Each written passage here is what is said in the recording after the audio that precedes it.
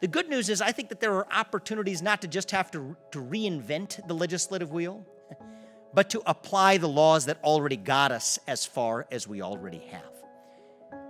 And I think if we're able to do those things, to revive the basic ideas that got us to where we are, that the people who we elect to run the government, that we're free to speak openly as long as our neighbors have the same courtesy in return, that you get ahead in this country not on the color of your skin but the content of your character, that you get ahead based on merit, that we put the merit back into America to say that you can achieve anything you ever want in this country with your own hard work and commitment and dedication and believe in that vision of the American dream, then we can take on the single greatest external threat that we will face in our generation.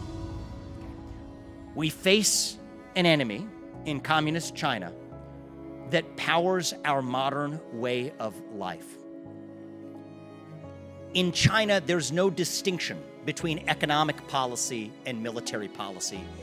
They are two sides of the same coin. Now, we depend on China. We got to where we are, but going forward, if we're really going to declare independence from China, and I do think that that is what the Declaration of Independence in 2023 calls for, that's going to involve some level of sacrifice. It's going to involve some level of trade-off to be able to achieve semiconductor self-sufficiency before China invades Taiwan, while we have to protect Taiwan vigorously to protect our own way of life. To be able to shore up our own energy leadership position globally by abandoning the constraints of a new climate religion that shackles the West while leaving China untouched. To tell our children to lead them rather than to be afraid of them, saying that, you know what, if you can't smoke an addictive cigarette by the time you're 18 years old, you probably should not be using addictive social media apps like TikTok until you're 16 years old or later either, if at all. Tell businesses, and thank you, businesses in this country that you will not do business in China until the CCP reforms its behaviors, including abandoning its practices of intellectual property theft, U.S. user data theft, and the other practices that don't make this a capitalist game, but a mercantilist one. Holding communist China accountable for the COVID-19 pandemic, the worst pandemic in over a century, unleashing hell on the rest of the world, using every financial lever we have to do it, because if we don't, we can expect even worse in the future. These will not be easy things to do. They will involve short-term sacrifices. They will involve short-term pain.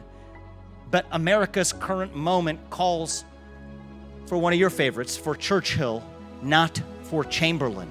And I believe we can make these sacrifices. We can rise to that occasion if we really answer that question of who we are as Americans.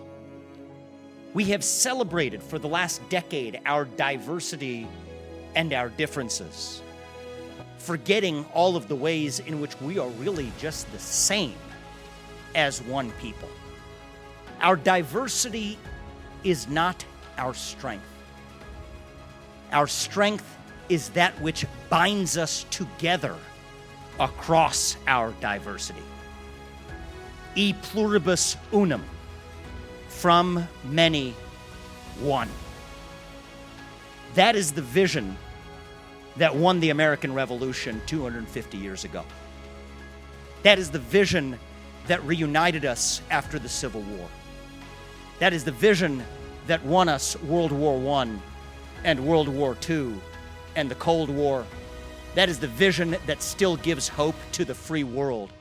And if we can revive those common ideals over fractious group identity and grievance, then nobody in the world, not a nation, not a corporation, not a virus is going to defeat us. That is what American exceptionalism is all about, and that is what we're going to need to revive in order to save this great nation. Thank you, and I look forward to continuing this conversation. Thank you very much.